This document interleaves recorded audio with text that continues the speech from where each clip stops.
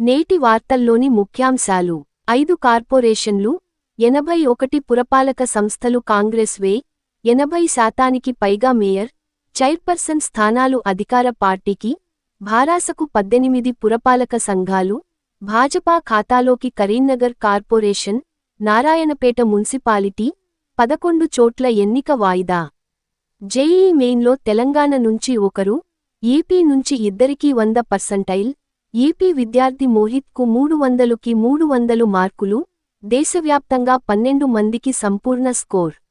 ఈ ప్రయాణంలో ముందున్నాం, దానిని సమర్థవంతంగా వినియోగిస్తాం. ప్రధాన మోడీ కృత్రిమ మేధ రంగంపై విస్తృతంగా చర్చించేందుకు అత్యాధునిక ఆవిష్కరణలపై అవగాహన కల్పించేందుకు భారత్ ఆతిథ్యమిస్తున్న India AI impact expo 2026 summit నిన్న ఢిల్లీలో ఘనంగా ప్రారంభమైంది.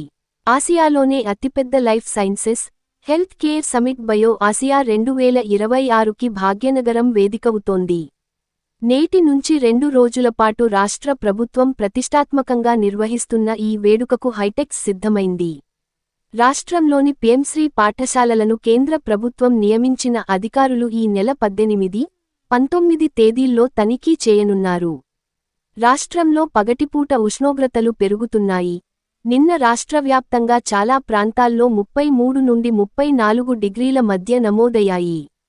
ఈ ఏడాది ఎండలు ఎక్కువే అంటున్న వాతావరణ శాఖ. క్రీడా వార్తలు. టీ20 ప్రపంచ కప్లో శ్రీలంక చేతిలో ఆస్ట్రేలియా ఓటమి.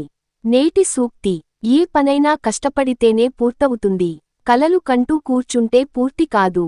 ఆరోగ్య చిట్కా: డార్క్ చాక్లెట్లోని ఫ్లేవనాయిడ్స్ మానసిక సమస్యలు తగ్గిస్తాయి. నిన్నటి జీకే ప్రశ్న: లోక్సభ సెక్రటరీ జనరల్ ఎవరు? జవాబు: ఉత్పల్ కుమార్ సింగ్. నేటి జీకే ప్రశ్న: కేంద్ర క్యాబినెట్ కార్యదర్శి ఎవరు?